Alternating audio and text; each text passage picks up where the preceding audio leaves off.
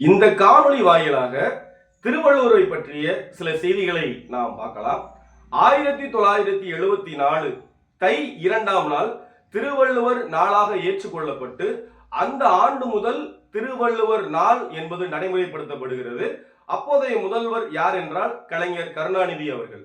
அதன் பிறகு 1975 அதாவது 31/12/1975 திருவள்ளுவருக்கு சிலை அமைக்கும் திட்டம் யாரால் தொடங்கப்பட்டது என்றால் அப்போதைய முதல்வர் கலைஞர் கருணாநிதி அவர்களால். அதன் பிறகு 1973 வள்ளுவர் கோட்டம் கலைஞர் அவர்களால் தொடங்கப்பட்டு 1976 குடியரசுத் தலைவர் ஆட்சி நடைபெற்றுக் கொண்டிருக்கும் பொழுது ஆளுநர் அவர்களால் திறந்து வைக்கப்பட்டது. அதன் பிறகு 1979 மொராஜி தேசாய் தலைமையில் கன்னியாகுமரியில் திருவள்ளுவருக்கு சிலை அமைப்பதற்காக ஒரு அடிக்கல் நாட்டப்பட்டது. அப்போதைய முதல்வர் யார் என்றால் எம்ஜிஆர் அவர்கள். அதன் பிறகு 1983 திருவள்ளுவர் பெயரில் தமிழ் கணினி உருவாக்கப்பட்டது. அப்போதைய முதல்வர் யார் என்றால் எம்ஜிஆர் அவர்கள். அதன் பிறகு 1986 திருவள்ளுவர் பெயரில் ஒரு சிறந்த விருது வழங்கப்பட்டது.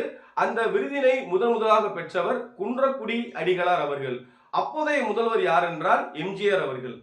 அதன் பிறகு 1990 கன்னியாகுமரியில் சிற்பி கணபதி சபதி என்பவரால் திருவள்ளுவர் சிலை பணி துவங்கப்பட்டது.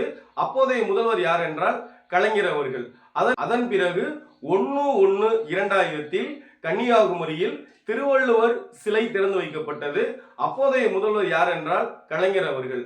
அதன் பிறகு 2002 வேலூரில் திருவள்ளுவர் பல்கலைக்கழகம் என்ற பெயரில் ஒரு பல்கலைக்கழகம் தொடங்கப்பட்டது. அதன் பிறகு 2025 கன்னியாகுமரியில் உள்ள திருவள்ளுவர் சிலைக்கு வெள்ளி விழா கொண்டாடப்பட்டு அங்கே ஒரு கண்ணாடி பாலம் அமைக்கப்பட்டது.